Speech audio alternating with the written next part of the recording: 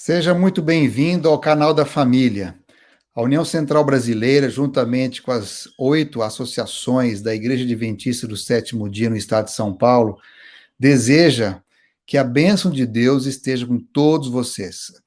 Através deste canal, nós queremos trazer assuntos relevantes para a edificação e bem-estar da família. Em específico, no nosso workshop de hoje, nós estaremos lidando com um tema muito pertinente, muito importante para todos nós: como enfrentar o luto na família. Nós vivemos num tempo de pandemia, num tempo de inúmeros desafios, e muitas famílias têm sofrido, têm lidado com a dor, com as lágrimas, com as saudades. E nós temos aqui um grupo de profissionais que, através desse workshop, nós queremos dedicar um tempo ao estudo, à reflexão, à interação, para abençoar você, para que você possa também encontrar novas ferramentas, novas maneiras de como lidar com esse assunto tão importante nas nossas vidas. Que Deus abençoe muito você. E juntamente com meu colega, o pastor Ivan Canhadas, que dirige o Ministério da Família na Associação Paulista Sul, queremos dar as boas-vindas a você. Eu sou o pastor Jimmy Cardoso, trabalho com o Ministério da Família na Associação Paulista Central, e estou aqui com meu colega, pastor Ivan Canhadas, que lidera o Ministério da Família na Associação Paulista Sul. Pastor Ivan, seja bem-vindo. Estamos juntos nessa jornada. Obrigado, pastor. Muito obrigado. Boa tarde. Né? Sejam todos vocês muito bem-vindos. E eu creio que o assunto desta tarde vai ser, assim, de grande importância para o momento que nós estamos vivendo. Eu quero fazer uma oração, então, para nós iniciarmos. Tá bem? Vamos orar? Pai querido que habita nos céus, que santificado o Senhor seja o teu nome. Senhor, nós estamos aqui reunidos para tratar de um assunto muito delicado, sério, o luto na família, nesses momentos em que nós estamos vivendo, e pedimos a tua sabedoria. Que o Espírito Santo possa habitar em nós, em todos os participantes, e que o Espírito Santo nos ajude a lidarmos com este assunto, porque nós estamos num mundo onde o salário do pecado é a morte. Mas nós podemos, meu Deus, pela tua graça, pelo teu poder, alimentar a esperança na vida eterna através de Cristo Jesus. Nos dê a tua bênção, a tua paz, nós te rogamos em nome de Jesus. Amém, Senhor. Muito bem, pastor Ivan. Nós temos aqui convidados especiais que vão estar conosco. São psicólogas que servem a comunidade da fé e, como profissionais, elas trabalham lidando com pessoas, né? Então, eu quero primeiramente apresentar aqui a consultora de saúde, a Tércia Sharp, uma pessoa muito querida.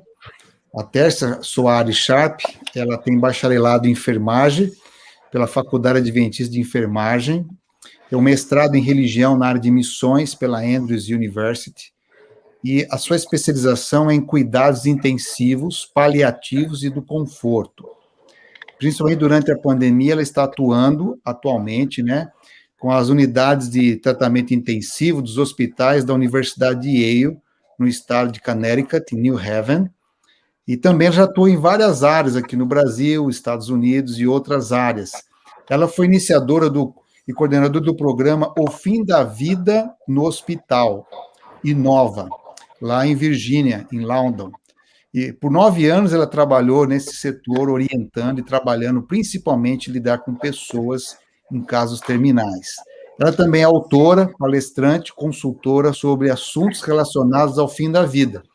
Treinadora do curso EUNEC para enfermeiro dos Estados Unidos, inclusive recebeu o prêmio de excelência no ano de 2012 por seu comprometimento em promover cuidados paliativos com excelência a pacientes em estados críticos. Recebeu também o prêmio de enfermeira inovadora no ano de 2013, oferecido pelo Innova Health Systems, e por iniciar esse programa sobre como lidar com o fim da vida nas instituições médicas e hospitalares. Isso é muito interessante porque é uma área inovadora comumente a gente não consegue, não trata muito desse assunto quando a gente está num estado terminal, uma situação bem complexa no final da vida.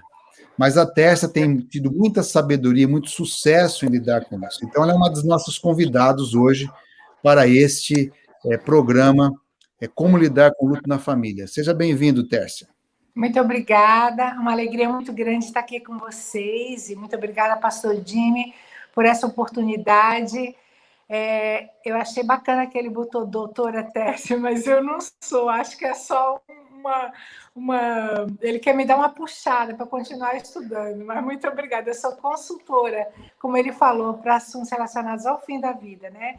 Então, minha atuação com o fim da vida não é necessariamente com cuidados de conforto em casa ou numa clínica, é na UTI, é naquele momento que as pessoas ainda têm muita esperança, mas a situação está deteriorando, então é um momento chave ali, uma oportunidade que eu tento ajudar para que o sofrimento daquela pessoa que está prestes a morrer seja amenizado. E esse momento de fechamento do ciclo da vida seja realmente memorável, que eles tenham boas lembranças ao passarem por esse momento tão difícil na vida, né? Então, eu estou muito contente com o convite que o pastor Jimmy fez, e eu gosto de falar sobre esse assunto. Eu lembro que quando eu lancei meu livro, há uns 3, 4 anos atrás, as pessoas diziam, esse livro vai ser muito bom para aquelas pessoas que estão naquele momento. E acabou que com a pandemia, aquelas pessoas somos todos nós, não é? E estou feliz de poder falar sobre isso. Tá certo. Nós também temos aqui como convidada a doutora Carolina da Silva. A doutora Carolina é psicóloga, formada em nossa Universidade de La Plata, a UAP, lá na Argentina. Ela também é palestrante, é professora universitária em nosso curso de psicologia do UNASP, Campus Engenheiro Coelho, é mestre em psicologia clínica, principalmente na área de psicopatologia, e uma pessoa que tem uma família muito linda, muito querida, e se preocupa muito com esse aspecto da criança, da infância, como lidar com o luto, principalmente com crianças. Então, doutora Carolina, seja bem-vinda, é um privilégio ter você com a gente aqui, e deixa as suas primeiras palavras para o nosso grupo nessa tarde. Obrigada, é um prazer estar aqui, eu sempre levanto a bandeira sobre essas questões de luto, de morte, porque é algo que a gente evita falar. Mas agora, com a questão do Covid, está escancarado, está na nossa porta, está na nossa casa, e é inevitável. Então, é uma grande oportunidade que a gente tem de ajudar as pessoas a lidarem com as crianças, né, com essas situações de luto, e também nós adultos aprendemos a lidar com essa situação que é inevitável, né, inevitável para cada um de nós, pelo menos até um certo momento da nossa história. Um prazer estar aqui. Excelente, muito obrigado por você aceitar o convite de estar com a gente aqui, né? Isso é muito louvável, muito importante, né? E também a terceira convidada que está conosco é a doutora Thelma Witzig. Doutora Thelma é uma pessoa muito querida, também psicóloga, e tive a oportunidade, alguns anos atrás, de ministrar uma semana de família na sua igreja lá em Basel, na Suíça. Ela e seu esposo são missionários de Deus, hoje jubilados, mas clinicando aqui no Brasil, cuidando da querida mamãe Áurea Soares, né? E a doutora Thelma, ela também lida como psicóloga nessa área tão importante que é o cuidado com a família mediante o luto, né? E fazer. Então, o nosso time para esse workshop, nós temos aí 3 doutoras na área da prática, como mães, como mulheres que já lidaram com muitas circunstâncias, e em outros países, inclusive, e com certeza, juntamente com o pastor Ivan, nós queremos dar alguma contribuição para você e sua família nesse momento tão importante, né? Esse é um momento também que nós prestamos a nossa homenagem a todas as famílias que têm tido perdas, com nossas orações, com nosso respeito.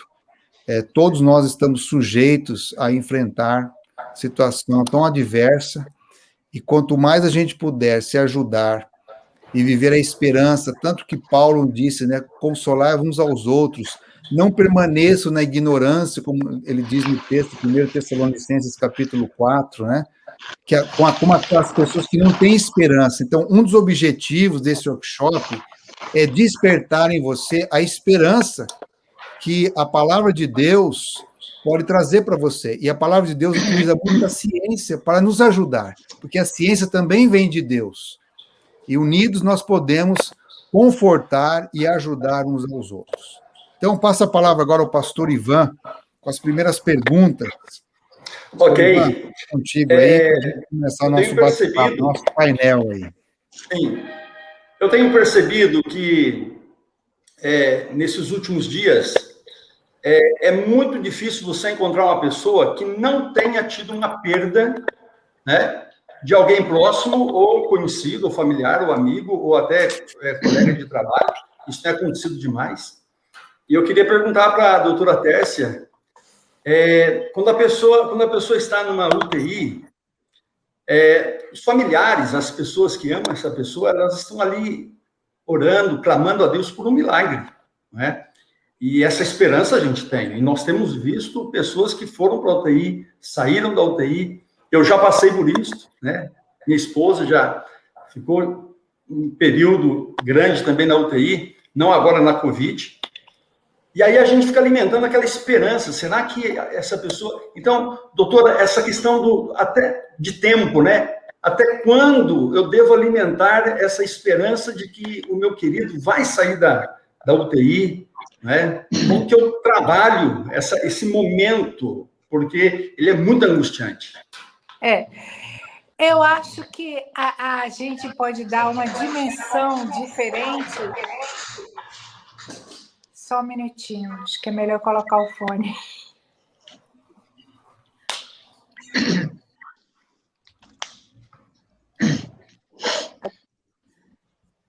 Agora sim. Então, eu acho que a gente precisa ampliar o significado da esperança. Então, esperança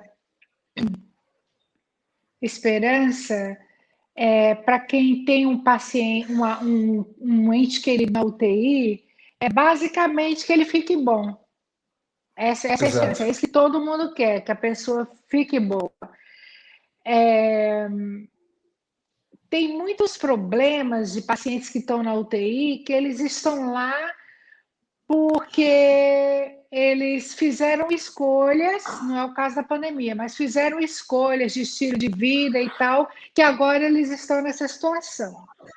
É claro que a esperança é para todos, a gente quer que todo mundo fique bom. E eu acredito em milagre, então eu gosto sempre de deixar isso muito claro, eu acredito em milagre, mas milagre não é uma coisa comum, por isso que é chamado de milagre. Então, enquanto não vem a cura, as pessoas ficam desesperadas. Em parte, eu acho, eu até já conversei sobre isso com alguns pastores, que na nossa igreja, eu sei que não tem só pessoas que frequentam a igreja assistindo o programa, mas na nossa igreja, os pastores pregam muito sobre um final feliz, um milagre, o choro dura a noite inteira, mas amanhã tem uma nova esperança. E se a gente prega muito sobre fé, as pessoas têm fé. Se prega muito sobre essa esperança de que não, que vai dar tudo certo, que Deus é bom, Ele tem um plano, a gente alimenta isso. Então, acho que se as pessoas pregassem mais sobre... que é um tipo de sermão que é falado mais em funeral mesmo, que é assim, a pessoa ser mais resignada, mais aceitar a situação como é. Porque se a gente for analisar mesmo as histórias da Bíblia, o próprio Filho de Deus não foi poupado, mesmo dizendo, passa de mim esse cálice. E por isso nós temos esperança da vida eterna. Então, o que eu gosto de falar é que a palavra esperança, às vezes, que a gente está esperando a cura, não é só a cura, às vezes é a esperança de Deus mudar o coração da gente, de Deus transformar a maneira que a gente pensa durante aquele tempo de espera, entendeu? Porque esperança não quer dizer esperar alguma coisa, quer dizer que você pode agir. Então, tem duas coisas importantes a fazer numa sala de espera de UTI. Uma é esperar pelo milagre, né? Quando os médicos dizem, porque a UTI não é um lugar que é uma sala de espera para um velório, não é. Tem muita gente que se recupera, mas a gente está falando de casos de pessoas que o médico definiu que não tem mais nada a fazer pela história médica e o problema que eles se encontram agora, e que está uma linha muito tênue entre prolongar a vida e prolongar a morte. É muito tênue. Vamos tentar tudo até o fim. É ótimo, eu sou a favor de ciência e tecnologia, mas eu gosto de pensar no sofrimento humano. Será que eu estou empregando mais esse recurso tecnológico, mais essa máquina, mais esse aparelho, para eu ter o meu ente querido, vamos dizer, vivo, por mais alguns dias, entendeu? Então, o que é o vivo? Então, eu gosto de dizer que, nesse momento da espera, o amor é altruísta. O que é melhor para ele? Qual é a qualidade de vida que ele está tendo? E quando a gente volta o nosso pensamento para o que ele diria se pudesse falar agora, se não tivesse entubado, no caso de muitos com a pandemia, se não tivesse pronado, sedado, o que eles diriam, né? Então, eu acho que é importante a gente entender a morte, porque da maneira como a gente entende a morte, a gente passa a viver com um propósito, entendeu? Porque senão fica a morte uma coisa muito distante. Então, eu acho que as pessoas devem continuar orando por um milagre. Eu acho que as pessoas não devem, vamos dizer, pressionar a Deus, mesmo que ele disse, pedir e dar-se-vos-á, mas no meu particular ponto de vista, pedir a minha orientação, pedir a minha paz, pedir o meu amor, entendeu? E eu vou te dar isso, porque o universo é muito grande, a minha mente é muito limítrofe para eu querer entrar nessa esfera, entendeu? Então, eu acho que o mais importante... Sim, nesse caso, doutora Tércia, como que a gente, por exemplo, aqui nós temos a doutora Carolina, que trabalha com a parte infantil, como é que poderíamos trabalhar com crianças quando os seus pais, ou um pai, uma mãe, um irmãozinho, está em uma situação como essa? A gente trabalha esse assunto da esperança, do milagre, prepara, como é que a gente faz isso? Pode ser a Tércia e depois a Carolina. Tá. No hospital, numa UTI, o que a gente faz é o seguinte: a gente, de última hora, porque o ideal é que cada pessoa decida como quer ser tratado no final da vida, agora, como nós estamos com saúde, sem drama, com a mente clara, entendeu? Sabendo quais são as minhas opções. Eu não estou querendo fazer comercial, mas foi por isso que eu escrevi o livro, Decisões a Respeito do Fim da Vida. Eu faço esse trabalho no último momento, no momento mais inconveniente, que é aquele da UTI. Mas é muito mais fácil para o familiar honrar o que eu decidi do que decidir por mim quando eu estiver em coma e não poder decidir. Mesmo para o luto ser mais saudável, é melhor eu honrar o que o meu pai decidiu do que eu decidir por ele. É uma sobrecarga, uma responsabilidade muito grande, porque sempre vai ficar aquilo. E se um milagre acontecesse? E agora eu deixei que ele tivesse uma morte natural, retirei os equipamentos. É um assunto extenso. O que a gente faz com crianças, a gente, nos hospitais, a gente usa barro, uma forminha de barro, e faz a impressão digital daquele ente querido que está prestes a morrer, e aí a gente manda, tem uma fundação que dá dinheiro para isso, e aí a gente faz uma correntinha, e dentro da correntinha tem impressão digital do pai, da mãe, do irmãozinho, de quem quer que seja. É uma maneira de eles guardarem. Outra coisa que a gente faz também é o último batimento cardíaco, imprimir e colocar num papel e dar para a pessoa, no traçado do eletrocardiograma. Eles gostam de guardar isso, o último batimento cardíaco até virar aquela linha isoelétrica. E são necessárias várias reuniões durante esse período de tempo para esclarecer todas as dúvidas que a família tenha e para que cada familiar sinta que nós estamos fazendo tudo possível e inimaginável para aquela pessoa, mas o ciclo da vida é real para todos nós. Então, um dia nós todos vamos morrer, mesmo que a gente queira fugir do assunto. Então, eu acho que um bom preparo, uma boa conversa com antecedência facilita um luto saudável. Ok. Doutora Carolina, como é que a gente lidaria com esse assunto, com crianças? Você que trabalha também com essa faixa etária, como lidar com o luto infantil? Ok. Se falar nessa questão do milagre, né, que é a linha que vocês estavam falando, é bem delicado, porque a criança ainda é muito concreta, muito literal, né, dependendo da idade. Então, dizer para ela, ora para que o vovô cure, ore porque a mamãe vai sobreviver, ora porque se tu orar, o papai vai viver, Jesus vai te escutar e ele vai sobreviver, porque a oração das crianças tem poder, criar expectativas na criança que podem gerar uma frustração tremenda. Então, assim, quando se trabalha, como a doutora Tércia, assim, tem, doutora, nos chamam de doutora, mas a gente não é doutora aqui, né? A gente é profissionais da área de saúde mental, todas. Mas trabalhar com a criança, naturalizar a realidade da morte, desde que ela é pequena, facilita para administrar situações de luto. Então, se eu estou em casa e eu falo da morte abertamente sobre isso, como eu converso com minhas filhas de gurias, quando eu morrer, eu quero essa música aqui. Nossa, eu acho essa música mais que eu adoro ela. Imagina assim, o meu caixão baixando e essa música tocando, vou adorar. Né? Então a gente naturaliza isso. Gurias, essa semana eu ainda perguntei para as gurias, se eu morrer, olha só, tá morrendo um monte de gente aí. Se eu morrer, o que vocês querem ficar meu? Aí uma disse, eu quero ficar com a tua Bíblia. Eu disse, eu acho que eu vou ficar com todos os teus livros, mas não vou ler nada. Né? Então a gente vai naturalizando e mostrando essa questão da finitude, até no humor, com naturalidade, porque a morte ela vai vir, provavelmente, se não voltar, antes disso ela vai chegar. E a partir do momento que ela se depara com essa situação concreta, se ela tem isso naturalizado, se ela teve animais de estimação, que é uma coisa que a gente recomenda bastante, né? Que as crianças tenham, moram em apartamento, é difícil, compra um hamster. Tem gente até que dá com aqueles bichos que se reproduzem, que é uma loucura. Não tem dinheiro, pede, acha um hamster, aqueles bichinhos são coisas muito boas para trabalhar, porque eles vivem pouco, né? Então, assim, ele não demanda muitos cuidados para quem tem muitas atividades, vai durar um curto tempo e a criança vai ter que lidar com isso, de ter um apego com a vida, e essa vida se esvai. Então, o que se faz a partir disso? E a gente vai ensinando essa questão de que a vida continua, né?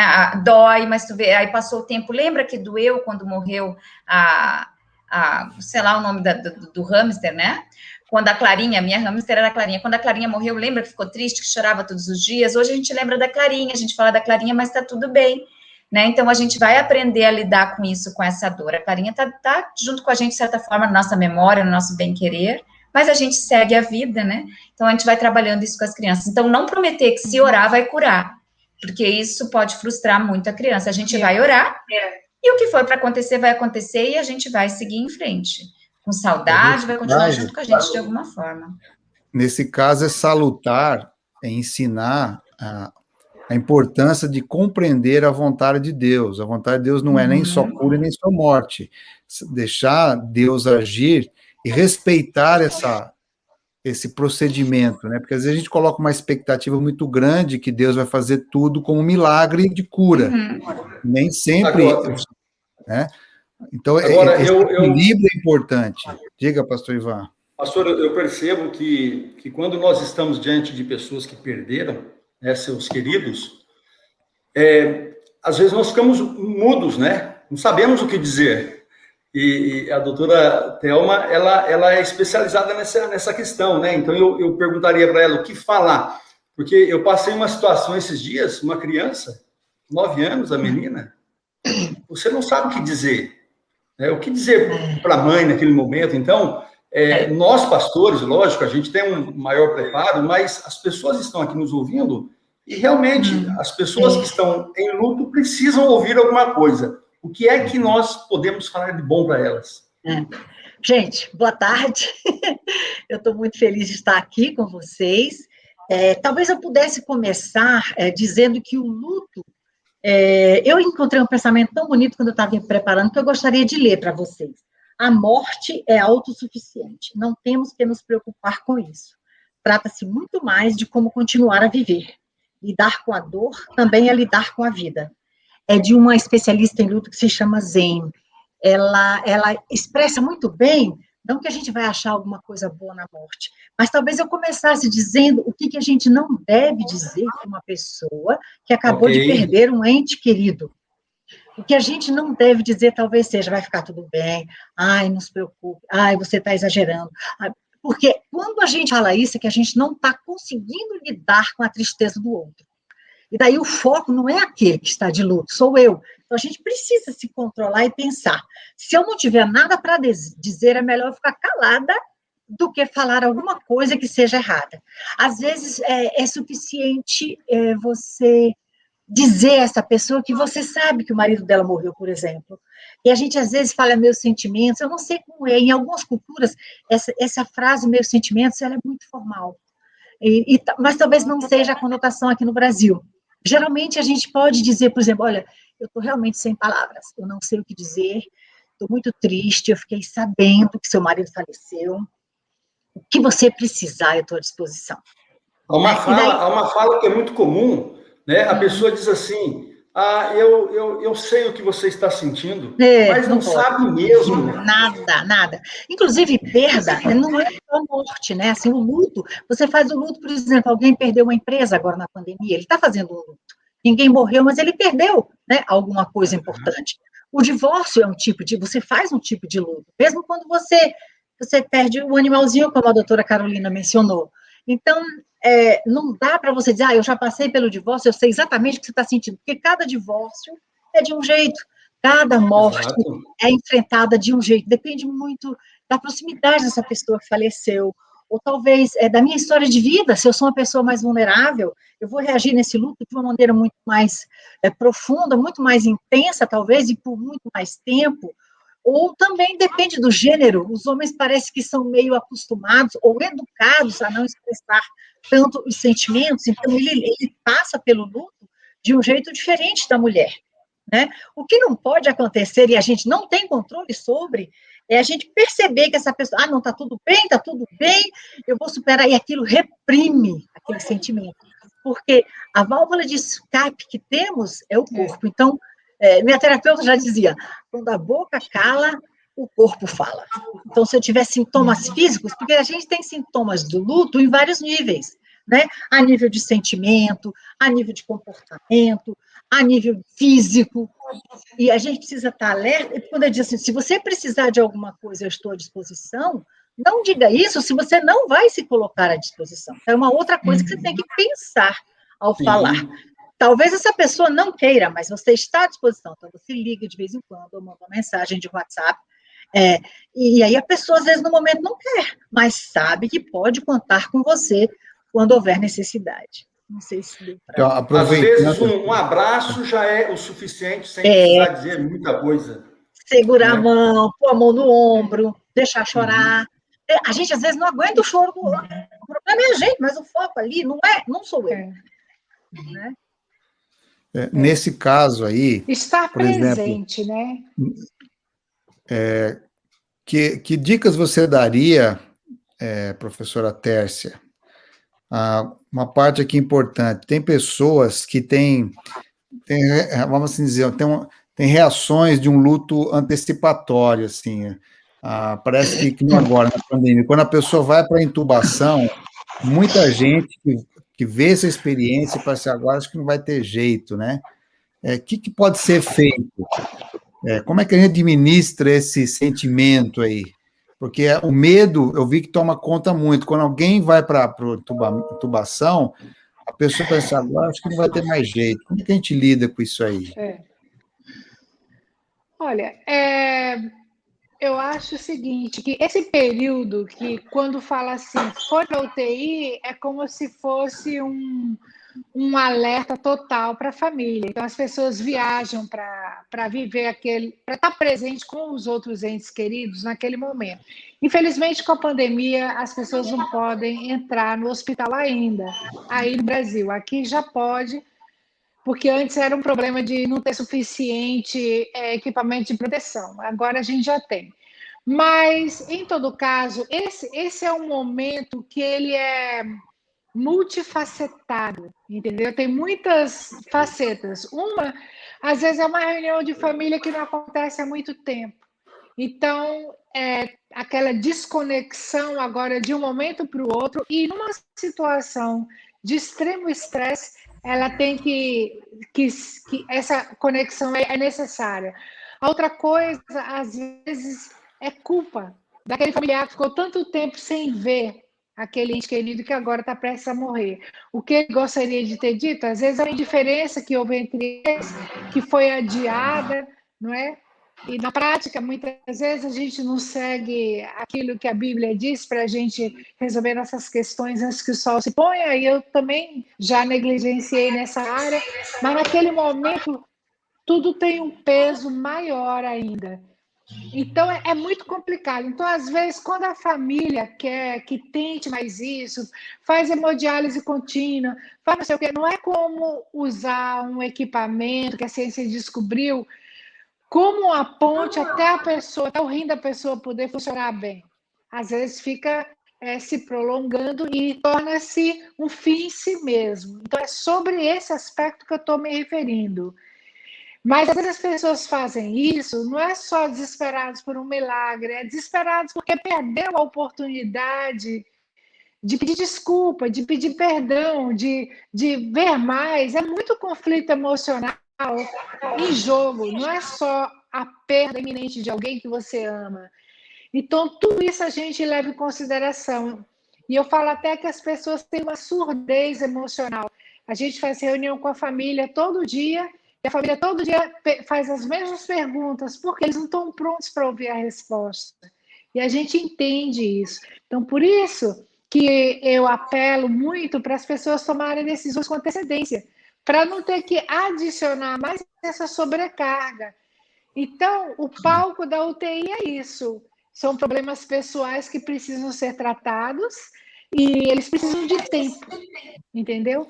Então, eu acho que é muito importante a gente entender essa questão dos familiares e procurar promover o máximo de tempo possível. Eu mesma já fiz muito pacientes que tiveram morte cerebral em decorrência da doença. Nesse caso, depois que 2 médicos diagnosticam, os aparelhos têm que ser desligados, porque não tem vida, não tem cérebro, não tem vida. Mas eu já esperei 4 horas, 5 horas, até uma mãe que estava distante chegar para ver a filha com vida ainda.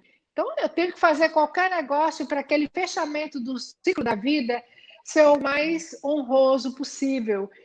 O único problema que eu vejo nessa expectativa de vai melhorar, vai curar, cadê o milagre, é que você perde a janela de oportunidade de se despedir. Então, eu posso falar mais sobre quais são as coisas que você tem que dizer antes da pessoa morrer, que vai facilitar o seu luto como sobrevivente. Daqui a pouco você vai falar para a gente sobre isso aí. Guarda essa pergunta aí. Eu tenho uma dúvida. Oi, pois não, pastor Ivan. Pastor, no caso, doutora Carolina, é o seguinte, tivemos um caso aqui, um menino, 10 anos, e aí, na hora do funeral, houve uma discussão, deixa ele ir lá ver o pai, não deixa, alguns achavam, dos familiares, que não deveria, outros achavam que deveria, outros não, e no final das contas ele não foi. Eu tive a oportunidade depois de conversar com ele, ele olhou para mim e falou assim, eu estou, como você está? Ele disse, eu estou imaginando que meu pai foi para uma viagem bem longa, ou seja, eu fiquei com muito dó. Então, sim, a criança deve ir, não deve ir? Sim, alguns autores vão dizer que deve se perguntar para a criança, né, se ela quer ir ou não. No meu ponto de vista, tem que se incentivar a criança a participar, se isso for possível. A gente sabe que no nosso contexto agora, muitas vezes não se pode ir, mas tem uma autora também que vai falar que, assim, a gente precisa de um corpo para poder se despedir e liberar esse corpo. Então, a partir do momento que a criança não enxergue, ela não vê ali a realidade da pessoa que faleceu, ela pode criar justamente essas fantasias de que ela estava viajando para a Europa, agora ela vai voltar, o meu filho estava na Europa, ele vai voltar, o meu pai, ele só foi trabalhar, daqui a pouco ele volta, não consegui concluir, né, vai ter um luto aí prolongado, ou então um luto complicado. Então, assim, o recomendável é que as crianças participem, mas com alguns cuidados, né, que esta criança, ela seja preparada antecipadamente, que se diga para ela o que vai acontecer ali nos rituais fúnebres, né, e que alguém esteja ao lado dela, explicando cada coisa. Agora é o momento das homenagens, tem uma homenagem para fazer, que esse momento é muito importante para que a criança possa se despedir e homenagear, né, então, aquele momento pode ser dada a oportunidade dela para poder fazer uma passagem de não digo fechar um ciclo, porque não é encerrar o luto, mas fechar um ciclo de contato, né, aqui está acabando o nosso contato, e ela vai se sentir mais livre para poder seguir em frente dentro dos períodos, né, próprios aí do processo de luto. Mas aí a pergunta, né, e agora, se não pode ir no funeral, o que vai acontecer com esse filho? Esse é um problema bastante importante que tem que se pensar. Existem agora algumas instituições que elas estão facilitando os rituais fúnebres online. Ensinam, né, eu acho que é Infinitos, uma que tem por aí, não estou fazendo propaganda, tá, gente? Eles têm serviço que eles ensinam como a pessoa pode preparar um ritual fúnebre online, e se a pessoa tem condições ou não quer, ela pode se contratar os serviços dele. Então, online as pessoas podem fazer as suas homenagens, vai ter ali a música, vai ter um momento em que a família, os amigos vão poder se unir para poder se despedir desse ser que não estará mais entre eles. Então, é muito recomendado que, dentro do possível, se faça isso. Morreu o vovô e a criança não pode ir, mas o pai pode ir, caixão fechado. A criança pode escrever uma cartinha para esse vovô, dizendo o que gostaria de dizer para ele. Se ela não sabe escrever, ela pode desenhar, ou ela pode escrever e desenhar. Se isso não for possível, e mesmo que não for possível, muito interessante é criar um álbum de memórias. É muito bom boa ideia. Puder fazer isso, e puder fazer isso com a família, né? Eu tive um caso de uma mãe, ela perdeu o esposo, 3 filhos, né?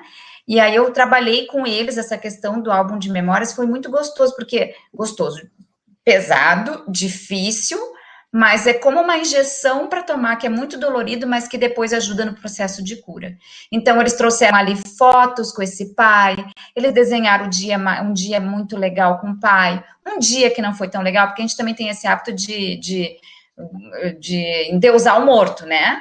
E aí eu uso meio que as palavras morto, morreu, defunto, falecido, a gente tem que usar palavras que tragam a pessoa para a realidade da morte, não é uma para a criança, principalmente, para ele acostumando com isso. Então, ela escreve ali que coisas tu gostaria de dizer e não pôde dizer, ela pode escrever ali a cartinha, ou ela pode desenhar, o que ela gostaria de fazer que não dá para fazer mais, né? Esse álbum de memórias, ele ajuda muito nesse processo de luto. Eu percebo que algumas pessoas têm muita dificuldade de superar o luto. Algumas pessoas ele é mais curto, algumas pessoas parece que é mais longo. Então, a doutora Thelma, quem sabe, ela está bem inteirada dessa questão, né? Eu tenho o apoio de familiares, eu tenho o apoio de amigos, mas parece que não passa esse luto, né? Então, como ajudar, não é? A gente precisa ficar atento, porque certas coisas, muitas perguntas que o enlutado faz, é normal a minha reação, é normal, será que é adequado eu fazer isso? Então, assim, será que eu estou ficando louco? E há vários comportamentos dos próximos meses após a perda da pessoa amada, são normais, como a gente chama, né? O novo normal ou o normal. Mas, às vezes, a pessoa fica preocupada, é o que a doutora Carolina já mencionou, sobre o luto complicado. A gente percebe que tem, alguns autores falam de fases do luto, mas eu encontrei na literatura uma definição dessas fases, não em forma linear, que mesmo essa primordial de 5 fases, né, que a gente fala da negação, da raiva, da negociação, barganha, da depressão e, finalmente, da aceitação, que a gente pode ir e voltar nessas fases. mas eu gosto de pensar num caleidoscópio, onde eu chamo de elementos diferentes. Por exemplo, a primeira fase da sobrevivência, geralmente a gente não percebe muito, porque a gente está muito preocupado com as coisas que a gente tem que preparar para o próprio funeral, avisar as pessoas, e documentação, e inventário. Então, nesse momento, a gente não cai a ficha. Na minha opinião, cai a ficha talvez no momento em que ela cai na real, né? Onde a realidade se apresenta, onde terminou todo aquele afã, mandar endereços. Em alguns países, você não enterra em 24 horas, você tem mais tempo para se acostumar, você tem mais tempo para tornar isto realidade. Mas aqui, em alguns países, por conta do clima, mesmo e agora na Covid, você enterra muito mais rápido, você tem que, como a doutora Carolina falou, tem que agilizar ou reinventar os rituais para que isso se torne real. Mas, assim, os sentimentos que uma pessoa que está passando pelo luto, ela tem, são vários e muito fortes. Eles vêm de maneira muito intensa, vem amor, vem raiva, como a doutora Tércia já mencionou, né, da culpa, eles ficam com raiva de Deus, às vezes eles ficam com raiva do parceiro que faleceu e a deixou sozinha, às vezes fica com raiva porque trabalhou a vida inteira e agora que se aposentou, ele vem a falecer. Então, com raiva do destino, é muito sentimento negativo também, sentimento de vergonha, eu vou ter que me rearranjar no meu meio ambiente, e eu vou e venho. Quando eu penso que eu já caí na real, que eu já aceitei, aí volto de novo para a fase da sobrevivência, ou para aquele elemento onde eu tenho que lidar com meus sentimentos, e tudo isso é muito normal nos primeiros meses. O problema é que a nossa cultura não aceita muito a morte, eles acham que a gente tem que ficar bem muito rápido. Mas, olha, vou falar para vocês, as estatísticas confirmam que pode demorar de 3 a 5 anos. Eu não estou dizendo que um luto complicado não é reconhecido antes disso. Ele vem quando depois de 6 meses você continua tendo problema de insônia, principalmente se você perder um filho, né, que é uma dor muito grande. Se você percebe que não está dando conta de cuidar de sua família, ou do outro filho, se é que ficou. Se você percebe que você está com problema de apetite ainda, se você não funciona, se você não consegue voltar ao trabalho. Nesse caso, a gente aconselha que deve procurar um profissional na área da psicologia, porque uma psicoterapia pode ajudar a eliminar alguns sintomas, ou a lidar melhor com estes sintomas, ou reconhecer quando eles vêm. Mas é muito importante que neste processo do luto, que demora para cada pessoa de um jeito diferente, que você consiga arranjar um novo lugar para essa pessoa que se foi. E é muito gratificante ver que você pode realojá-lo. Não estou dizendo que você agora vai ter um cantinho na casa onde você tem as coisas que pertenciam a ele. Se você se sente à vontade, você pode. Mas no sentido de você, por exemplo, meu pai morreu há 4 anos, mas tem frases que ele dizia que a gente de vez em quando repete.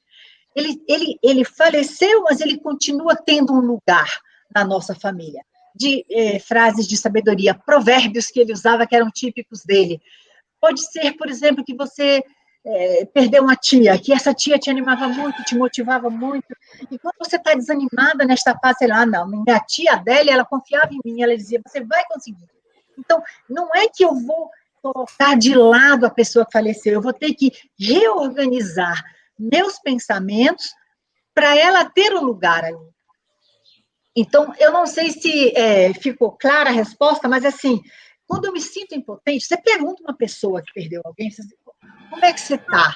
Essa pessoa geralmente nem pensa nela, ela está tão aniquilada, ela está tão derrotada, está tão destruída, que ela nem sabe o que dizer, porque ela não é o centro das coisas. Então, ela fica meio perdida, e é bom tentar focalizar nela. Olha, eu não sou só a viúva de fulano, eu sou a mãe de fulano, eu sou a filha de Beltrano, eu sou uma profissional desta área, eu cuido disso, eu gosto de cozinhar, para a perspectiva se ampliar um pouco, senão a gente fica muito ensimesmado só na dor. Eu não sei se esse público-alvo que está assistindo são pessoas que perderam pessoas, ou pessoas que vão ter que lidar com pessoas que perderam, por exemplo, meu vizinho, o meu professor, porque a atitude é um pouco diferente. Quando não sou eu que estou passando pelo luto diretamente, mas estou me colocando à disposição de uma pessoa que precisa de ajuda nesse processo, às vezes a gente fica com muito medo. Muito medo. Nossa, a pessoa, se ela começa a chorar aqui dentro do elevador comigo, aqui dentro, como é que eu vou reagir? Nesse caso, doutora Thelma, como é que é esse assunto do luto coletivo?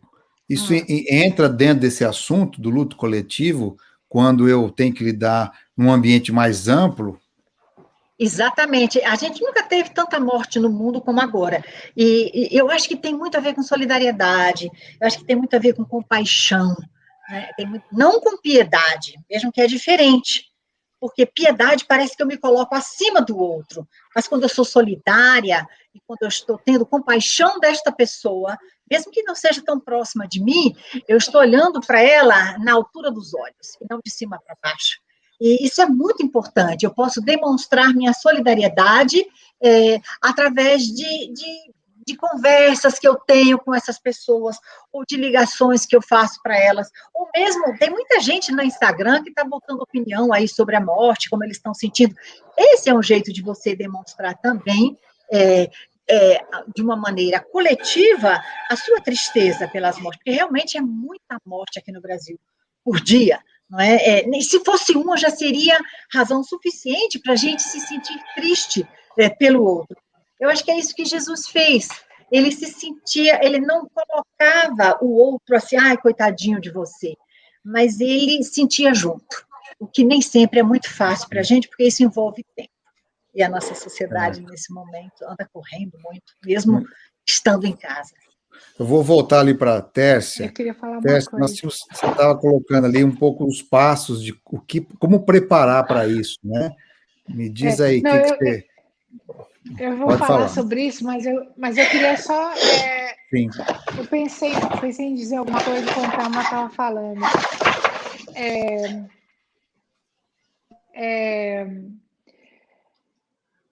Tem duas situações que eu acredito que influenciam a população, de maneira geral, de qualquer país, a não aceitarem a morte. Uma delas, que eu acredito ser, é que as instituições de saúde, elas foram formadas, foram feitas para as doenças, para curar as doenças, para tratar as doenças.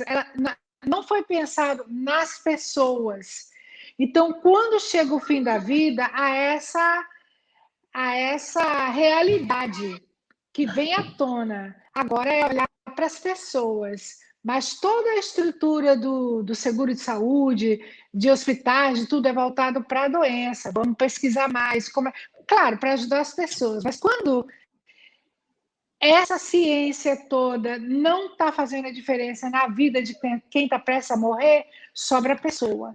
Então, é um choque. Agora, com a pandemia, como nós todos já falamos, é o alerta geral. Eu acho que a gente vê em diferentes países, em diferentes culturas, aqui nos Estados Unidos, até em diferentes estados, reações diferentes às pessoas que estão morrendo ou aos familiares que estão sofrendo a perda. Eu moro na Flórida, mas eu estou trabalhando aqui em Connecticut, já é o meu terceiro contrato com a Universidade de Yale. E aqui nessa região da Nova Inglaterra, tem corações pela rua, tem corações pendurados numa árvore, corações vermelhos. Essa é uma maneira de agregar. Todo mundo está precisando de ser abraçado. Os profissionais, nós, os profissionais da primeira linha, vamos dizer assim, que estamos ali na UTI, no pronto-socorro e tal, o traumatismo que a gente está sofrendo emocional, através de estudos, está sendo comparado às perdas da Segunda Guerra Mundial. Não é fácil. E já faz mais de um ano que a gente está vendo isso sem tempo de ter luto. Nós também precisamos ter o nosso luto. Mas voltando para a comunidade, é lamentável que às vezes a morte seja banalizada ou normalizada por questões políticas ou o que quer que seja, que eu não vou entrar nessa questão. Mas o fato é que a dor existe, a dor é grande, a gente tem que respeitar o sentimento do outro e fazer alguma coisa. Às vezes as pessoas escrevem na porta esperança das casas. Você vai caminhando e vai vendo esperança. De certa forma, o que está no ar vai lhe alimentando de alguma maneira. no seu desespero, na sua tristeza, no seu luto, né, nas suas perdas. Eu acho que isso é muito importante. Agora, o que eu ia falar, voltando para a questão do pastor Jim, que o pastor Jim me falou, é que despedir, a doutora Carolina também falou isso, o que ela estava enfatizando era por ocasião da cerimônia do funeral. O que eu vou enfatizar é antes da pessoa morrer, mesmo que ela esteja entubada, sedada, e aparentemente não esteja ouvindo. Tem muitos estudos que falam que a audição é um dos últimos sentidos que a pessoa perde. E a gente incentiva muito essa despedida. Aliás, qualquer comunicação. Hoje mesmo, eu estava na UTI e eu já estou cuidando desse paciente, acompanhando o caso dele já antes de ele ser entubado. Quando ele chegou com Covid, que ele ainda falava, depois ele foi ficando mais deprimido, os pulmões foram ficando tomados até que ele teve que ser entubado. E a esposa está inconsolável. Então, hoje de manhã ela me ligou, ela sempre liga, né? As famílias ligam para nós, os enfermeiros, e disse: eu quero falar com o meu marido. Eu disse: me ligue daqui a 10 minutos, eu vou colocar minha máscara e eu vou colocar o celular no ouvido dele, sedado, entubado, cheio de medicação e tal, já com falência renal, jovem, 54 anos. E eu coloquei, e eu assim, chorei junto naquele telefonema, quando ela dizia: eu quero ouvir você dizer que me ama de novo. Então, assim, são coisas que a gente não consegue apagar da memória. Anoitece, a gente volta para casa, mas o sofrimento humano é numa escala muito grande. E a pandemia está estraçalhando porque as pessoas não têm aquela última oportunidade. Então, nós temos que colocar disponível essa oportunidade. Então, quais são as 4 coisas que toda pessoa deve dizer, ou no FaceTime, ou no iPad, ou no telefone, pede para o enfermeiro, se seu ente querido, você que está me ouvindo, está na UTI, você não sabe, se acontecer um milagre, ótimo, mas não espere para dizer o que eu vou dizer agora, o que eu vou sugerir agora, porque o milagre vai acontecer. Para você não, como é que eu vou dizer, não ter do que se arrepender e lhe trazer um senso de culpa de alguma coisa que você podia ter dito e não disse, e isso deixar o luto ainda mais difícil. Então, a primeira coisa que você deve fazer é que você sente muito. Você sente muito não ter estado presente, você sente muito ter mal entendido alguma questão, você sente muito não ter ligado no aniversário porque estava aborrecido. Nesse momento, apesar da sua dor, o amor é altruísta. Então, o foco é a pessoa que está prestes a morrer. Então, você sente muito, pelo que quer que seja. Eu sinto muito por não ter passado mais tempo com você. Eu sinto muito por tanta desavença. E você pode até transformar esse momento que seria triste, que você sente muito, em lembranças de coisas que vocês fizeram juntos e está alegrando a você naquele momento. Então, eu sinto muito. É muito importante abrir o coração para isso. Outra coisa muito importante é: eu te perdoo. Mas não eu te perdoo de uma maneira assim, passiva, agressiva. Eu te perdoo, mas você também foi uma mãe, hein, que eu vou te contar. Não dessa maneira. Eu tenho carregado, uma maneira de dizer, eu tenho carregado esse peso no meu coração já por tanto tempo. E agora eu não quero mais carregar. Então eu te perdoo por aquele mal entendido, pelas palavras que você disse, não precisa entrar em detalhe. E aí você também pode virar a conversa e lembra quando nós saíamos juntas para tomar um café? Eu te perdoo porque você me julgou mal, eu te perdoo. Tem que abrir o coração. O perdão é uma coisa importantíssima na vida, especialmente no fim do ciclo da vida, quando aquela pessoa que vai morrer está tentando fazer sentido. Será que valeu a pena mesmo a minha vida? Será que eu deixei alguma marca? Então, ter esse fechamento, né? Esse círculo que estava aberto, um problema mal resolvido, é muito importante para trazer aquela paz que a gente não consegue entender. Então, eu te perdoo. A outra coisa que você deve dizer, que é geracional, meus pais falaram menos para mim, eu falo mais para os meus filhos, e assim vai indo, é eu te amo. Às vezes a pessoa não tem costume de dizer eu te amo, só no aniversário de casamento, depois de estar muitos anos casados, ou só no dia dos namorados, ou enfim, eu te amo. A geração dos meus filhos dizem com mais facilidade, eles não estão banalizando, mas eles falam o que sentem. Eu te amo. E é tão bom. Mesmo a minha mãe não tendo falado para mim tantas vezes eu te amo, quando eu estou terminando um telefonema, eu falo para ela, eu te amo, mamãe. Ela fala, ai meu Deus, que coisa boa, quem não gosta? Então, a gente ouviu pouco, mas a gente pode fazer diferente, falar mais. Inclusive, Tércia, eu gostei muito dessas 4 coisas que você disse aí, a importância de falar, e eu agregaria uma quinta, que eu aprendi. Uma. Falta uma? Olha, mas você vai falar, deixa eu só colocar aqui, que me lembrei agora.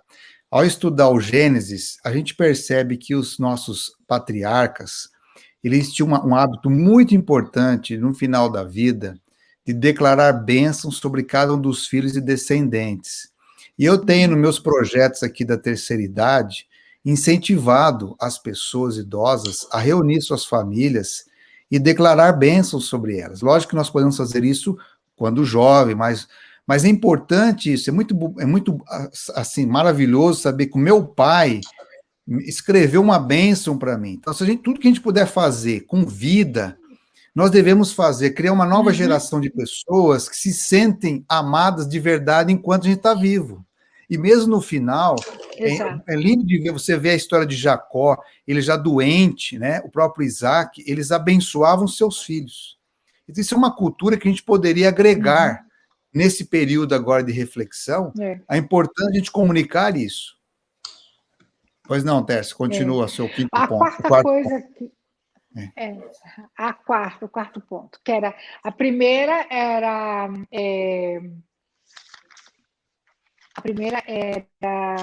esqueci agora, olha. Sinto muito, eu te perdoo, eu te amo, e a quarta coisa é a despedida, dizer adeus.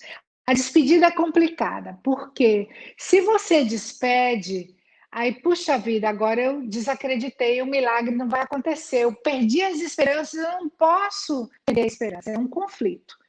Por outro lado, quando você despede, você está dizendo, você está dando permissão para a pessoa de morrer. Porque às vezes a pessoa está tão fragilizada, já está com tanta dor, não está conseguindo nem abrir os olhos, não está conseguindo comer mais. E a família, porque ama muito, está dizendo, não, você vai conseguir, você sempre foi forte. E fica mais pressão ainda para aquela pessoa. É como se a pessoa não tivesse permissão para morrer. Então é muito importante. Às vezes, você não sabe quando a pessoa vai morrer, mas você tem esse sentido, o médico já falou que a sua ação, as chances são limitadas e você precisa aproveitar esse momento para despedir. Porque não esqueçam que o foco não sou eu, não consigo viver sem você. Muito triste, mas é aquela pessoa que está partindo. Então, você pode dizer, se você é da mesma religião, só mais um pouquinho e eu vou me encontrar com você. É uma maneira de dizer se você goza da mesma fé. Se você não goza, impregnar o outro com o que você acredita, esse não é o momento. Eu tento pegar uma deixa de algum paciente, eles falam, ai meu Deus, não aguento mais, eles estão podendo falar e falam isso. Aí eu já aproveito, acredita em Deus? Ele acredita em Deus. Se incomodaria se eu fizesse uma oração com você? Esse é o mais, essa é a maneira mais intrusa que eu tenho para conversar com alguém no fim da vida. Mas a gente não deve tentar que Jesus morreu por você, não é o momento da pessoa sentir culpa, ou enfim, é a maneira é o momento de trazer paz. Então, se você não sabe, por exemplo, meu pai, vou usar esse exemplo. O meu pai, já tinha conversado com ele já tinha decidido que queria morrer em casa com cuidados de E nos últimos 6 meses de vida dele, toda vez que minha mãe achava que ele ia morrer, ela ligava, o William está morrendo. Eu pegava um avião e ia para o Brasil. Então, nos últimos 6 meses, eu fui 5 vezes, e ele não morreu nenhuma das 5. Eu queria ele vivo, mas eu queria estar presente, porque eu sempre estou presente para tanta gente que eu não conheço, eu queria estar presente para o meu pai. Então, eu ficava frustrada, porque eu não estava presente naquele momento. E aí eu fiquei pensando, Deus me iluminou, eu disse, não, eu posso aproveitar essas minhas idas e vindas e despedir dele. Então eu perguntava para ele, pai, está caladinho, está dormindo? Porque se você tem um ente querido que está morrendo em casa, ele finge que está dormindo. Por quê? É um momento de introspecção que ele precisa, todo ser humano precisa, eu já falei da espiritualidade, todos nós fomos criados com essa necessidade espiritual, às vezes não está vinculada a uma crença religiosa, mas essa necessidade existe. Então a pessoa está ali introspectiva, e eu quebrei aquele momento dele, porque estava muitos dias já daquela maneira, e eu disse, papai, você não está dormindo. Ele só simulou um sorriso, e eu disse, o que o senhor está pensando? E ele nem abriu os olhos. E eles também não falam a palavra morte, né? Como você mencionou, Carolina. Ele falou, não falou nada. Eu disse, está pensando na morte. O senhor tem medo de morrer? Ele disse, tenho. E aí eu disse, mas papai, quando o senhor morrer, o senhor nem vai saber. Um dia, quando o senhor ressuscitar e abrir os olhos, você vai dizer, ai meu Deus, eu não estou mais em Arthur Nogueira. Ele abriu um sorriso, é mesmo, minha filha? Então são coisas pequenas que ele nem estava pensando, mas aquilo alegrou. No outro dia eu ia e ele caladinho. Eu dizia, o senhor não está dormindo? Ele dizia, não. Aí eu disse, está pensando na morte. Ele disse, papai, eu sempre lhe achei tão forte. É outra maneira de se despedir. Eu sempre lhe achei tão forte, o senhor foi o provedor da nossa família, nós todos fizemos faculdade, nunca pagamos nada, o senhor pagou até o fim, depois que a gente foi trabalhar, e o senhor agora viu os netos casando, os bisnetos, como o senhor é abençoado, papai, o senhor sempre foi forte, mas agora o seu corpo está fraco e precisa descansar. Então a gente tem essa esperança maravilhosa, e aí é outra maneira de você também despedir. Você agradece, você não está dando uma data, você ainda está esperando por um milagre, mas você não perdeu a oportunidade de dizer. E essas coisas, para quem está morrendo, faz com que eles tenham paz e a permissão da família de morrer. Agora, se a família, eu entendo o amor e tudo mais, vivo com isso há 44 anos que eu sou enfermeira, então eu entendo. Mas se você perde essa oportunidade, depois você vai se arrepender de não ter dito, né?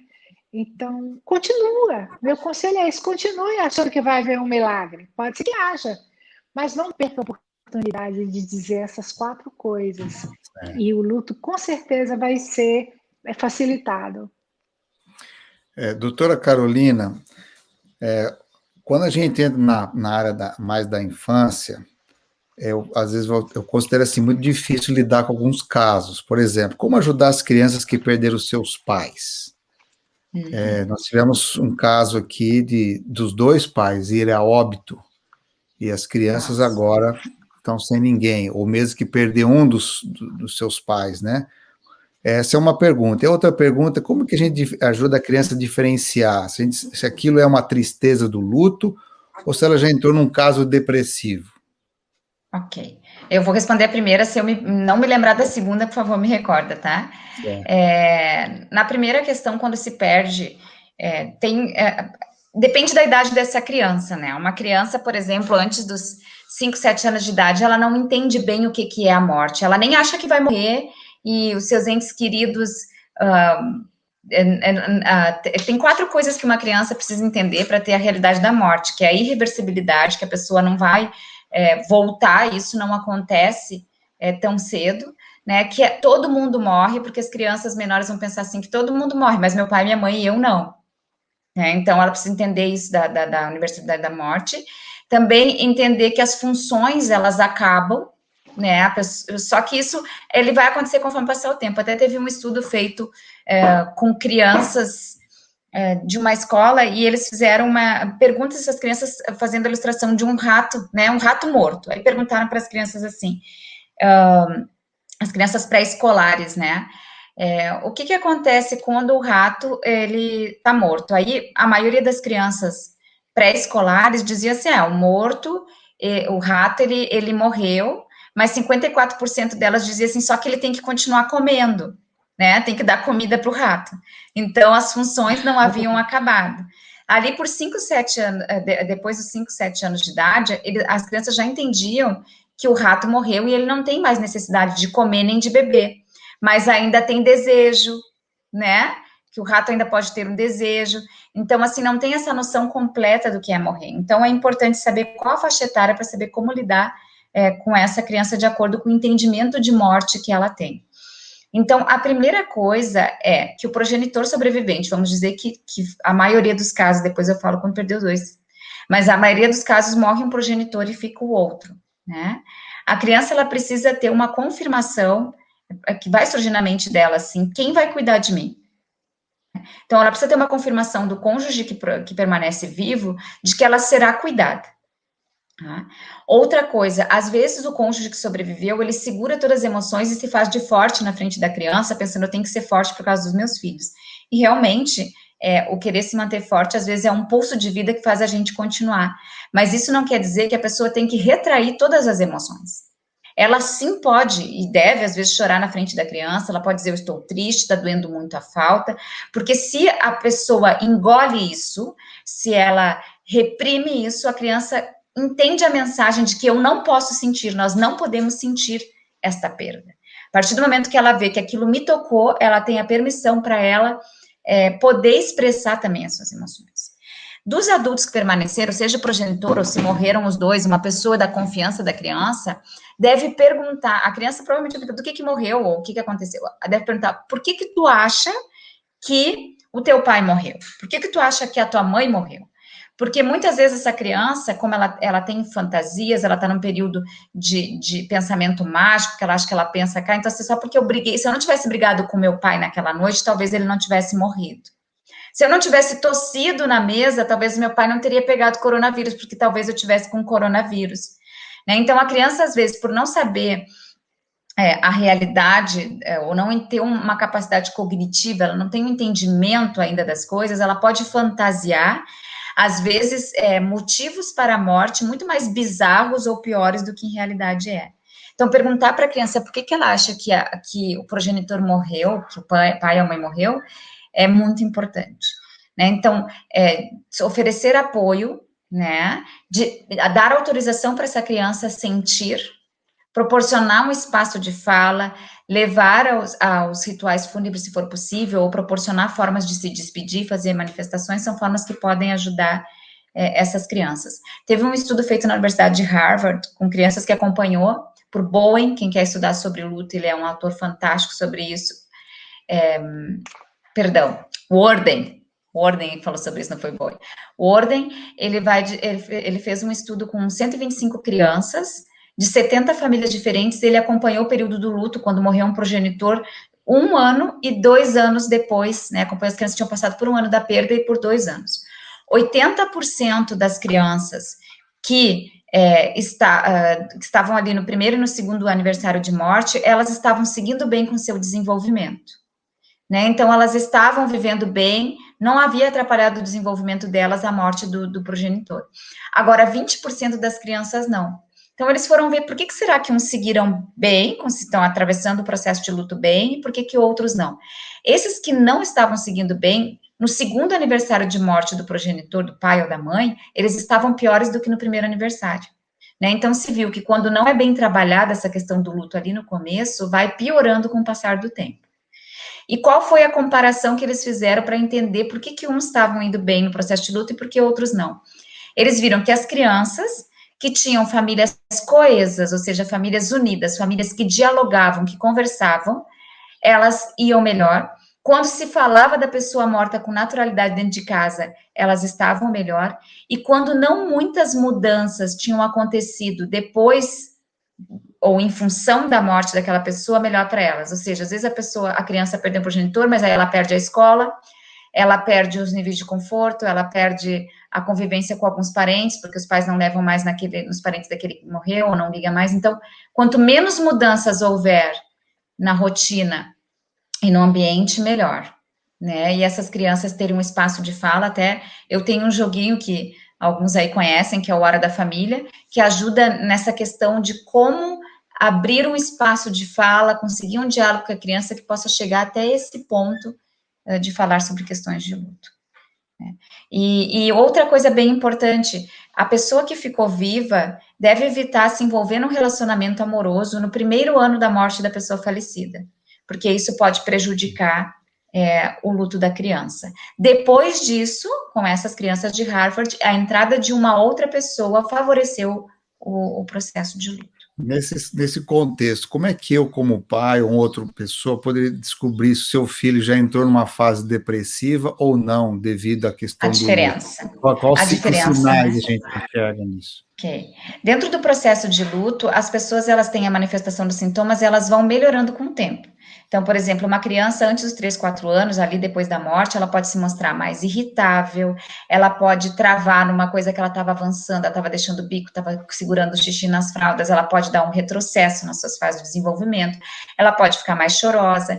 Ali, depois disso, depois dos 4 anos, ali dos 5 até 7 anos, ela pode voltar a fazer xixi na cama, pode ter prisão de ventre, ela pode começar a fazer xixi na cama, eu acho que eu já falei, ela pode travar no colégio, ela estava avançando e ela pode ter retrocesso nas capacidades cognitivas.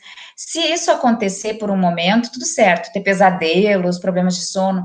Agora, se isso permanece, né, mas a doutora Thelma falou que a Thelma falou da questão dos meses, né, de 6 meses, então até assim, se aquilo está se passando muito tempo e está só piorando, não está evoluindo, a gente está pensando mais numa depressão. Agora, se com o passar do tempo vão amenizando os sintomas, a gente está pensando numa questão do luto. Quando há depressão, a pessoa se sente vazia, ela se sente culpada, ela não para de pensar naquilo. Quando é uma questão de luto, a pessoa sente que parte do mundo ficou um pouco vazio pela ausência do outro, mas não é ela que é vazia, é porque o outro deixou um espaço que não está sendo preenchido, e é normal, isso com o tempo ela vai conseguindo colocar a pessoa no lugar certo normalmente, senão não evolui para uma depressão. Se ela sente que o futuro é ruim, as pessoas têm uma visão negativa do mundo, do futuro, as pessoas são ruins, a gente pensa mais em depressão, né? E ela tem um mal-estar, assim, em relação ao mundo. Agora, quando é voltado para a pessoa, ela lembra da pessoa, o mal-estar é voltado pela ausência da pessoa, a gente está pensando mais numa questão de luto, né? Então, é importante diferenciar. Ela não tem uma empatia diminuída numa questão de luto. Na depressão, sim. Eu não presto, eu sou ruim, eu só atrapalho as pessoas. Agora, não, isso aí a gente pensa numa depressão. Agora, quando é num luto, é mais uma tristeza pela perda do outro. Eu sinto falta dele, eu sinto saudade, é muito ruim ficar sem. Doutora Thelma, uma situação, um estudo de caso aqui, uns anos atrás, uma senhora perdeu o pai num acidente na reforma da casa. Esse pai, houve um acidente, uma pilastra caiu sobre ele deu um perfuramento pulmonar e foi a óbito. No funeral, uma das irmãs disse que o pai havia morrido por causa dela, por causa da ambição dela de reformar a casa, e aí o pai é culpado. Eu já vi também nessa pandemia alguns culparem o outro porque foi no encontro que trouxe o vírus.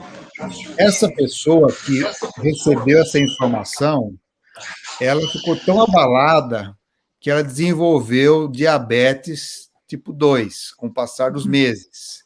E anos mais tarde, ela foi a óbito em resultado de uma diabetes não cuidada e assim por diante. Como é que a pessoa que recebe notícias assim, ela pode lidar para que isso não afete o emocional dela e não tire o chão dela? Porque isso aí tem pessoas que essa pessoa não soube lidar com essa coisa. Que sugestões você teria para como lidar quando você é acusado de alguma coisa com relação ao luto em si, ao funeral?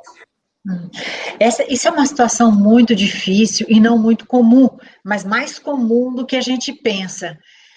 eu acho que é quase inevitável ela não ter esse sentimento de culpa, mesmo sabendo que não foi por conta dela. Porque mesmo quando não vem uma acusação desse tipo, a gente tem a tendência a achar, em alguma maneira, em alguma situação, que a gente tem culpa. E é inevitável, às vezes, que o corpo reaja desta maneira e a gente pega essas doenças não transmissíveis, né? Essas doenças autoimunes, o que tem a ver com o psique. Talvez se ela tivesse ido para um profissional da saúde. Nesse caso, eu acho que não somente um psicólogo, mas talvez até um psiquiatra, talvez ela pudesse, não sei se teria evitado a diabetes, mas o fato de ela não ter cuidado dessa diabetes é que ela não se achava merecedora de continuar vivendo. Ela foi a provocadora da morte de uma pessoa próxima a ela, a quem ela tanto amava. Então, já que ele morreu, a gente chama na psicologia de comportamento parasuicidal. Às vezes, esse comportamento pode durar anos, mas você está caminhando para o suicídio. E no caso dela, talvez alguém próximo a ela não percebeu, né? Eu conheço também uma outra pessoa que demorou mais de 10 anos para morrer de diabetes 2, por conta também de um trauma, e ela, quando ela percebeu, porque eu perguntei, você não percebe que você está tendo esse comportamento parasuicidal? Ela disse, sim, mas eu quero morrer. Só que quando ela percebeu que ela não queria mais morrer, porque essa morte é muito dolorosa, já estava muito tarde. Então, talvez, eu não sei como é que essa pessoa que acusou essa senhora que chegou a falecer, se sente hoje com a morte, né, do irmão e da cunhada, no caso. Mas, geralmente, um tratamento psicológico, quando é feito já no início, pode evitar uma catástrofe desse nível, porque o que acontece é que depois de um luto, por exemplo, depois que o marido morreu, se ela estivesse ainda viva, a gente nunca mais é a mesma pessoa. Quanto mais próxima a pessoa que vem a óbito, mais eu tenho que me reorganizar, não somente em termos de pensamento, mas em termos de sentimento, em termos de comportamento, porque eu vou ser outra pessoa. Eu sempre gosto de usar a metáfora do lenço. Quando você que perdeu um ente querido nessa pandemia, preste atenção no que eu vou lhe dizer. Às vezes a gente não vê nada, não vê a luz no fim do túnel. É tudo preto. Mas à medida que os meses vão passando, se você se sente acolhida, seja pela família ou por um profissional de saúde, esse pretume, como a gente fala no Nordeste, ele vai diminuindo, até que chega o ponto que eu começo a ver vultos, ou seja, uma luz no fim do túnel. E aí, finalmente, eu posso ver esperança, como Tessia disse que lá em Yale, nas ruas, eu acho que isso deve aquecer muito o coração da gente. Porém, essa pessoa está no luto, ela vai conhecer a cor preta de um jeito que eu talvez não venha a conhecer, porque ninguém próximo, assim, meu pai sim, mas ele já morreu com uma certa idade, a gente sofre, mas não é como perceber uma morte muito rápida, ou de acidente, ou de assassinato, que exige um luto totalmente diferente. Então, o que vai acontecer é o seguinte, essa pessoa vai voltar a viver e a ter esperança, se ela tiver um acompanhamento de um profissional da psicologia, mas ela vai conhecer o preto de um jeito diferente e vai aderir à sua vida ao colorido de novo. Só que esse é um colorido mesclado com preto, porque ela já teve essa experiência do luto. Então, eu acho que isso dá um crescimento à pessoa. Se você lida bem com o sofrimento, no final, mesmo com diabetes, se você se sente acolhida e amada e incondicionalmente, independente se foi culpa sua ou não, que seu marido veio a falecer, você cresce nesse processo. Por que existe tanta fundação? Pérsia falou, né? Morreu alguém, sei lá, de abuso sexual, ou de um tipo de câncer infantil, a gente percebe que as pessoas que se dão bem, entre aspas, no luto, ou no final do luto, elas se dedicam muito às obras sociais, né? Elas trabalham com refugiados, então, uma tragédia na vida dela, às vezes, a leva a ter um olhar mais sensível ao sofrimento do outro. Isso eu falo para vocês com experiência própria. Antes do meu divórcio, eu não era egoísta, mas eu não tinha noção do que era o sofrimento. Muito protegida, muito mimada. E daí, de repente, você sai de si, né? Isso aí é um resultado bom do luto, que não foi o caso dessa senhora que veio a falecer com diabetes, mas que, na minha opinião, talvez faltou um pouco de sensibilidade da família. Não estou culpando a família, essa palavra culpa é uma palavra muito pesada, principalmente relacionada a este tema, Mas, assim, para a gente ficar alerta. Se tem alguém na sua família que está acusando o outro, fique de olho, leve essa pessoa para fazer um tratamento, se possível até levar para uma casa de repouso, um lugar que, não sei direito como é que se chama aqui no Brasil, mas onde você tem terapia todos os dias, onde é um cuidado mais intensivo, né, de saúde mental, para que ela se sinta protegida, para que ela não tenha acesso a coisas que vai levá-la, talvez, ao suicídio. Porque é uma tragédia em cima da outra. E, às vezes, a gente tem que ter muito cuidado, a gente vê, nossa, aquela pessoa é forte. Inclusive, na nossa família, a gente tem casos assim também, de a pessoa não demonstrar que está sofrendo. Mas isso não quer dizer que essa pessoa não esteja sofrendo. Eu gosto muito de usar uma máscara. Você olha para essa pessoa e você não sabe o que ela está sentindo. Então, é muito fácil a gente julgar, nossa, eu queria ser forte assim, alguém morreu na minha família, eu queria ser igual a ela. Mas se a gente não tem acesso a conversar com essa pessoa, que geralmente elas são fechadas, a gente pode orar por elas, a gente pode mandar uma mensagem no WhatsApp e dizer, eu estou orando por você. Às vezes a reação não precisa não, está tudo bem comigo, não importa. Esse é um jeito, talvez não muito saudável de lidar com o luto, mas é que ela está nessa fase no caleidoscópio, que vai e vem. Então, a sequência das fases, às vezes é uma espiral muito confusa, às vezes é mais uma teia de aranha. Você pensa que já passou dessa e volta nessa. E a gente que está de fora tem que ter muita paciência e acolher sem julgar. Mesmo que essa senhora tivesse sido a culpada do que aconteceu. Eu não acho que foi, mas, assim, achismo talvez não seja o caso aqui. Mas, independente de qualquer coisa, solidariedade, compaixão. Queridos, nós estamos chegando à nossa parte final nessa nossa live, desse workshop, como lidar com o luto na família. Eu gostaria de deixar uma palavra da Bíblia para nós aqui. Graças a Cristo, que ressuscitou no seu terceiro dia após a morte, onde Deus precisou ficar em silêncio, né? Mas Jesus ressuscitou e ele trouxe esperança, porque hoje ele intercede por nós. E uma das revelações que Cristo deixou, o apóstolo Paulo escreveu em 1 Tessalonicenses, capítulo 4, verso 13 ao 18. Eu acho esse texto, assim, excepcional, porque ele traz uma leveza para a nossa vida. Ele nos educa para enfrentar as perdas. Eu gostaria que o pastor Ivan lesse esse texto. Enquanto isso, as nossas amigas estarão preparando suas palavras finais para dar essa contribuição a nós. Então, convido o pastor Ivan que leia o texto de 1 Tessalonicenses, capítulo 4, versos 13 ao 18.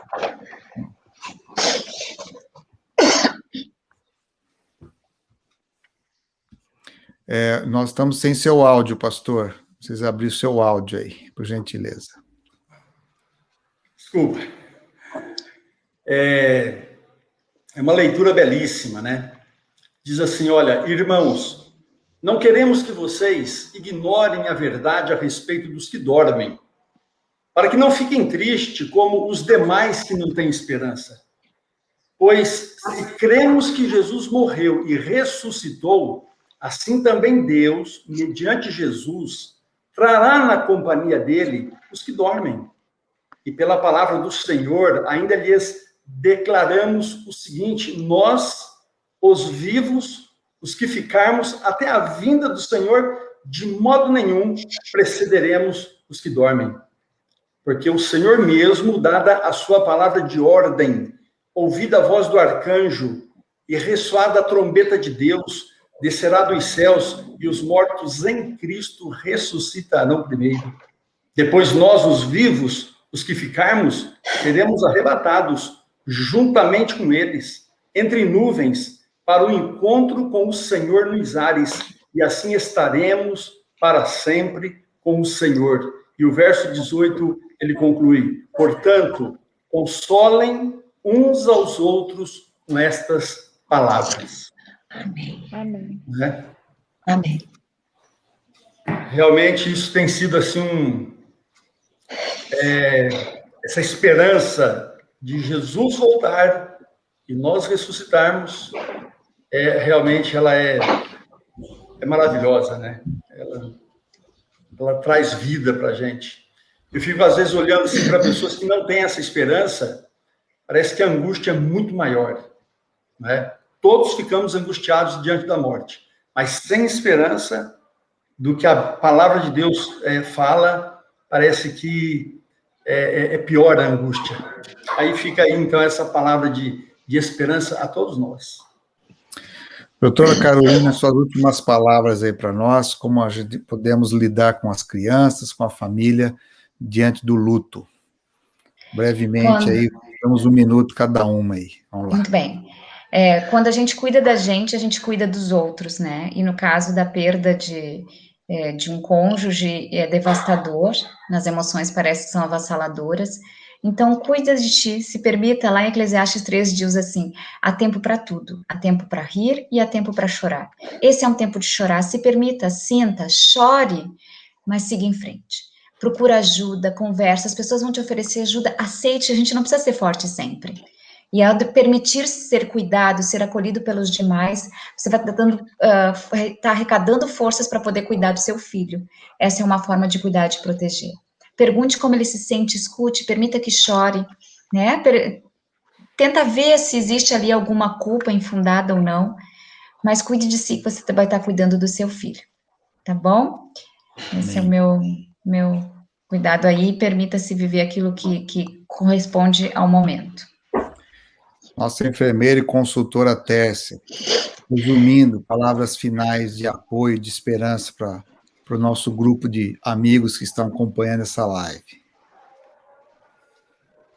Eu queria direcionar esse momento para a pessoa que está prestes a morrer. Talvez você que esteja ouvindo a palestra, você esteja na fase final, você esteja sentindo uma falta de paz interior, você esteja se sentindo isolada, porque vai deixar esse mundo. Aproveite esse conhecimento que você adquiriu, você sabe que as pessoas lhe amam e vão sentir muito a sua falta, mas é por pouco tempo. Então, facilite esse processo para os seus sobreviventes. Diga o que você gostaria, diga como você gostaria que as coisas fossem feitas. E use esse tempo, quem sabe, que você ainda tem, de dias enfadonhos, para fazer um videozinho para um netinho, escrever uma cartinha para um filho, o reverso do que a Carolina falou, né? Tem do que está enlutado agora para aquele que já morreu, mas você pode antecipar essa situação e tornar o luto daqueles sobreviventes mais saudável.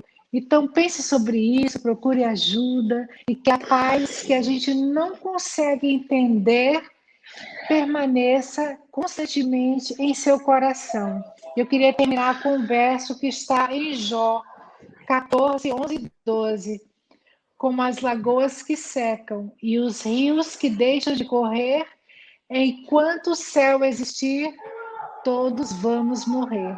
Então, que essa mensagem não seja de temor, mas seja de esperança, de alegria, porque a nossa vida não se resume ao que vivemos aqui nesse momento.